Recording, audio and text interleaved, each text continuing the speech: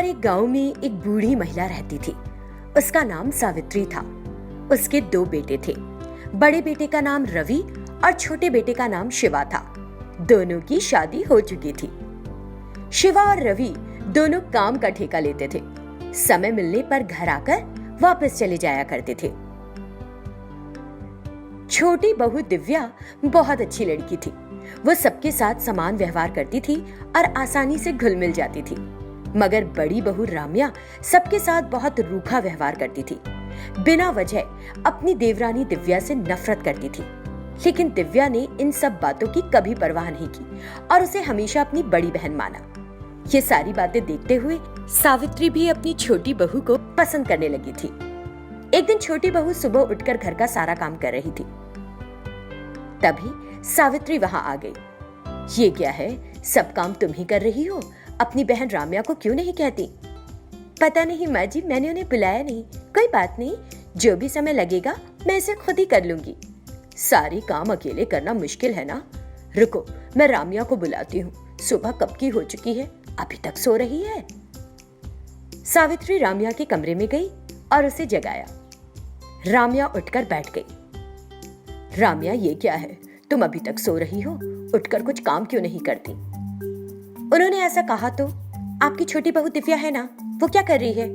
दिव्या रोज सारा काम खुद ही कर रही है। अब भी घर की सफाई कर रही है। अच्छा होगा तुम भी जाओ और उसका हाथ बटाओ। सावित्री ने जब ऐसा कहा तो राम्या चिढ़ गई और बोली, मैं इतनी सुबह सुबह उठकर काम नहीं कर सकती। वो चुपचाप काम कर रही है ना, फिर आप इतनी फिक्र क्यों कर रही हैं? अगर जरूरी होगा तो मैं बाद में खाना पका दूंगी। आप जाओ और अपना काम करो, मुझे परेशान मत करो। उसके इस तरह कहने पर सावित्री कुछ भी नहीं बोल सकी और वहां से चली गई। कुछ समय के बाद राम्या रसोई में जाकर खाना बनाने लगी। उसे खाना बनाते देख, दीदी क्या मैं आपकी कुछ मदद करूं? कोई जरूरत नहीं, मैं अपने आप से कर सकती हूँ। जाओ और देखो कि तुम्हारे पास कोई और काम है या नहीं। राम्या से ऐसा जवाब सुनकर दिव्या वहां से चली गई। थोड़ी देर बाद सास और बहुएं खाना खाने बैठी। सावित्री ने अपनी थाली में खाना परोसा और चखा। सब्जी में नमक बहुत ज्यादा था और उसके लिए खाना मुश्किल हो रहा था। ये क्या पकाया है, बहुत ही बेस्वाद है। तुमने इस तरह क्यों बनाया खाना? मुझे पहले से ही पता था कि आप यही कहेंगी। आपकी छोटी बहू द्वारा बनाए गए व्यंजन आपको हमेशा स्वादिष्ट लगते हैं। इस तरह वो ताना कसने लगी। तब सावित्री ने कहा, तुम दोनों मेरे लिए समान हो। मैंने कुछ अलग से नहीं कहा। वास्तव में खाने में नमक बहुत ज्यादा है। हाँ दीदी, खाने में नमक ज्यादा है। मैं बस इतना ही जानती हूँ। नहीं अच्छा लग रहा है तो खुद पका लो और खा लो, मुझे कुछ ना बोलो। तब उन्हें समझ आया कि वो जानबूझकर ऐसा बोल रही है। उसके दिल में कुछ है। दोनों वहां से चुपचाप चली गई। मैं इन सास बहू को सहन नहीं कर सकती। इन सबके साथ रहने की बजाय मैं दूसरे घर में अलग से रहना चाहूंगी। बात करूंगी अपने पति से इस बारे में। जैसे कुछ दिन बीत गए, एक दिन रवि घर आया। अरे बेटा, इस बार तुम वहां बहुत दिनों तक रहे। शिवा भी आया है? नहीं माँ, केवल मैं ही आया हूँ। वहां कई काम थे तो भाई नहीं आया। मैं भी परसों चला जाऊंगा यहाँ से। ठीक है, जहां भी रहो ध्यान रखना बेटा, क्योंकि दिनों दिन कोरोना हर जगह फैल रहा है। चलो खाना खा लो। ठीक है ना? ठीक है माँ, हम सावधान रहेंगे, आप फिक्र ना करें। उसने ऐसे कहा। रात में राम्या ने रवि को अपने दिल की बात बताने की सोची और बोली, रवि मुझे तुमको एक बात बतानी है। बताओ राम्या, क्या बात है? मुझे माजी और दिव्या के साथ रहना पसंद नहीं है। हम अलग घर लेकर रहेंगे। क्यों? दिव्या और माँ से कोई शिकायत? कोई शिकायत नहीं है, बस मुझे उनके साथ रहना पसंद नहीं है। फिर तुम अलग से क्यों रहना चाहती हो? हम सभी खुशी से एक साथ मिलजुल कर रह सकते हैं। अलग से रहने के बारे में सोचना बंद कर दो। रवि के कड़े शब्दों को सुनकर राम्या कुछ भी नहीं बोल सकी और शांत हो गई। मगर मन ही मन, अगर मैं ऐसा करूंगी तो कोई भी मेरी बात को नहीं मानेगा। अगर मैं रोजाना छोटी छोटी बात पर झगड़े करूंगी तो वे समझ जाएंगे और खुद ही अलग रहना शुरू कर देंगे। 2 दिनों के बाद रवि चला गया। कोरोना गंभीर रूप से फैल रहा था। सरकार ने तालाबंदी की घोषणा की। ऐसे ही सब अपनी अपनी जगह फंस गए। 4 दिन बाद छोटी बहू दिव्या में कोरोना के लक्षण दिखाई देने लगे। इससे वो टेंशन में थी। उसने अपने पति शिवा को फोन करके ये बात बताई। तुम चिंता मत करो और एक अलग कमरे में रहो, भाभी और माँ से दूर, कुछ नहीं होगा। अस्पताल में सूचना दो और अपने साथ एक ऑक्सीजन सिलेंडर तैयार रखो। इसे पहले से ही रखना अच्छा होगा। दिव्या ने कहा ठीक है। वो एक कमरे में सिमट गई। हालांकि इतना कुछ हो रहा था, राम्या को जरा भी परवाह नहीं थी। ऐसे ही 2 दिन बाद राम्या में भी कोरोना के लक्षण दिखाई दिए। डर के मारे वो तुरंत अस्पताल गई और कोरोना टेस्ट करवाया। वो कोविड पॉजिटिव थी। इससे वो डर गई और अपने पति को फोन पर सूचना दी। घर में 2 लोगों के पॉजिटिव होने पर रवि ने ऑफिस से अनुमति ली और घर चला गया। दिव्या में ज्यादा लक्षण नहीं थे, वो सामान्य थी, लेकिन राम्या को बुखार खांसी थी। उन्होंने उसे अस्पताल में एडमिट करा दिया। सावित्री को कुछ समझ नहीं आ रहा था कि क्या हो रहा है। हे भगवान, घर में 2 लोगों को कोरोना हो गया, अब क्या करेंगे? जब वो ऐसा सोच रही थी, तभी दिव्या अपने कमरे से मास्क लगाकर बाहर आई और उसे उदास देखकर कहा, माँ जी हिम्मत रखिए, बाहर मत आइए, मैं दीदी को खाना भेज दूंगी, आप चिंता मत करिए। दिव्या को जब थकान होती तो वो ऑक्सीजन सिलेंडर से ऑक्सीजन ले लेती थी और खाना बनाती थी और रवि के हाथों राम्या को खाना भेजती थी। ऐसे ही 1 हफ्ते बाद राम्या की रिपोर्ट नेगेटिव आई। ये जानकर राम्या ने चैन की सांस ली। रवि, तुम्हारा बहुत बहुत धन्यवाद। तुमने मेरा ख्याल रखा और मेरे लिए अच्छा खाना लाए। तुमने मेरे ठीक होने में मेरी बहुत हेल्प की है। ये सब मैंने नहीं किया राम्या, तुम्हारी देवरानी दिव्या तुम्हारे इतने जल्दी ठीक होने का कारण है। हालांकि उसे भी कोरोना है, पर उसने घर पर ही ऑक्सीजन सिलेंडर को इस्तेमाल कर अपना ध्यान रखा और तुम्हारी इम्यूनिटी को बढ़ाने के लिए सेहतमंद खाना भेजा। क्या उसे कोरोना हो गया? फिर उसने कैसे खाना बनाया? वो इतनी सीरियस नहीं है, अब वो ठीक है। दिव्या और माँ इतने डरे हुए थे कि तुम्हारा क्या होगा। उसने ऐसा कहा। ये सुनकर राम्या को अपनी गलती का एहसास हुआ। फिर रवि ने उसे सब कुछ याद दिलाया और राम्या को बहुत शर्मिंदगी महसूस हुई। मैंने उन्हें गलत समझा था, अब से मैं उनके साथ कभी दुर्व्यवहार नहीं करूंगी। उसने ऐसा सोचा और दोनों घर गए। राम्या सीधे दिव्या के पास गई। तुम्हारा बहुत बहुत धन्यवाद दिव्या, इस हालत में भी तुमने मेरे लिए इतना अच्छा खाना बनाया, मेरा ख्याल रखा। तुम्हारे साथ बुरा व्यवहार करने के लिए मुझे माफ कर दो। बहनों के बीच ये सब कॉमन है। मैंने उन सब बातों की कभी परवाह नहीं की। आप भी उन सभी पुरानी बातों को भूल जाइए। दिव्या के ऐसे कहने के बाद उस दिन से उनके बीच की सारी गलतफहमी दूर हो गई और वे प्यार मोहब्बत से सगी बहनों की तरह रहने लगे। शेखर और लक्ष्मी पति पत्नी थे। उनकी एक इकलौती बेटी थी सौम्या। दोनों ही सौम्या की देखभाल बड़े प्यार से करते थे। सौम्या के बचपन में ही किसी अज्ञात बीमारी से उसकी मां लक्ष्मी की मृत्यु हो गई थी।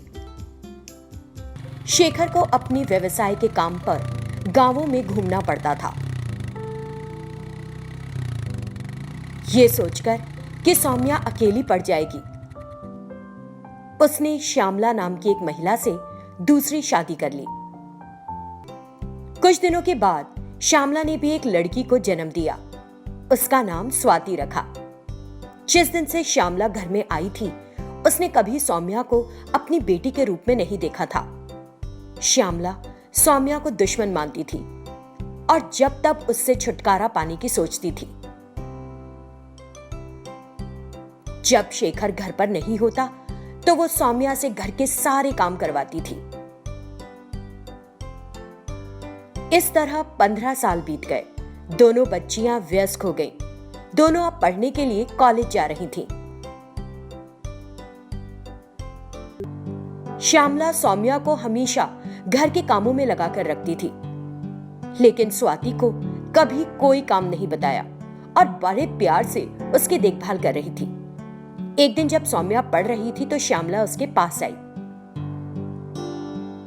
अरे बेवकूफ, घर का सारा काम ऐसे ही पड़ा हुआ है, तुमने एक भी काम नहीं किया। जाओ और बर्तन धो लो। काम से बचने के लिए तुम उस किताब को लेकर बैठी हो यहाँ। चलो उठो, जाओ। नहीं माँ, मेरी परीक्षा है, मुझे पढ़ाई करनी है। परीक्षा है तो क्या करूं? सारा काम कौन करेगा? क्या तुम्हारे पिता आकर करेंगे? नहीं तो तुम्हारी माँ आकर करेगी क्या? नहीं तो क्या मैं अपना सारा काम बंद कर दूं और नौकरानी बनकर तुम्हारी सेवा करूं? उसके ये सब कहने पर सौम्या उदास होकर बोली,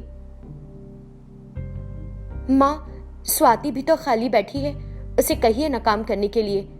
अब वो भी छोटी नहीं है, मेरे साथ समान रूप से उसे काम बताइए तो मेरे लिए कुछ बोझ कम हो जाएगा ना, प्लीज। उसके ऐसे कहने पर श्यामला आग बबूला हो गई। क्या क्या मैं अपनी बेटी को काम करने के लिए कहूं? क्या वो तुमको एक नौकरानी लगती है? वो इस घर की राजकुमारी है। मैंने तुम्हें काम करने के लिए क्या कह दिया? तुम अपनी हद ही भूल गई। मैं और वो अलग नहीं है, हम दोनों बराबर हैं। ऐसा तब तक नहीं होगा जब तक मैं जिंदा हूं। अगर अब एक और शब्द बोली तो मैं तेरी हड्डी पसली एक कर दूंगी। अपना मुंह बंद कर और जा और जो मैंने कहा वो कर, नहीं तो मैं तुम्हें कॉलेज भी नहीं जाने दूंगी और तुम्हें पढ़ने भी नहीं दूंगी। जब श्यामला ने ऐसा कहा तो इस डर से कि उसकी पढ़ाई बंद हो जाएगी, सौम्या बर्तन धोने चली गई। वो काम करने के बावजूद हमेशा समय पर अपनी पढ़ाई पूरी करती थी।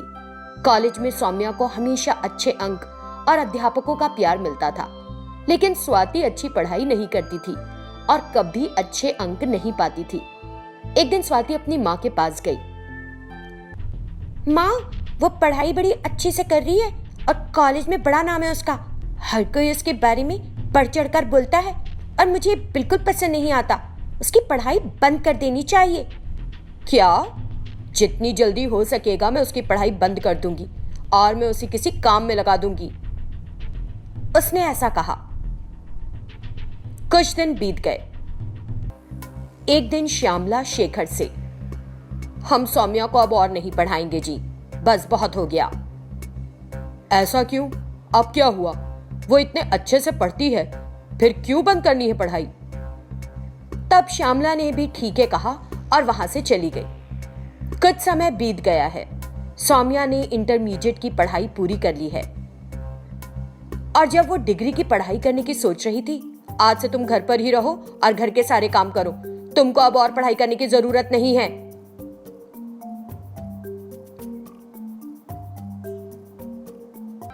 माँ, अगर आप मुझे पढ़ाई नहीं करने देना चाहती हैं तो कम से कम मुझे फैशन डिजाइनिंग कोर्स करने दीजिए, तो मैं अपने पैरों पर खड़ी हो सकूंगी।